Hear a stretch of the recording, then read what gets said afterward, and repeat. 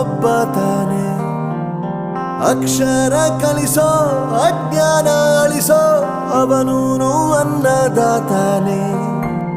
ತಪ್ಪು ಸರಿಯ ತಿದ್ದಿ ತಿಳಿ ಹೇಳಿ ಸಮಬುದ್ಧಿ ನಮ್ಮ ಚಿತ್ತ ಶುದ್ಧಿಯಾಗೋ ಹಾದಿ. ಎಷ್ಟೇ ದೂರ ಹೋದ್ರೂ ಮರಿಬೇಡ ನಿನ್ನ ಬೇರು, ನಿನ್ನ ಸಾಧನೆಗೆಲ್ಲ ಇದುವೇ ಆದಿ. ಪಾಠಶಾಲೆ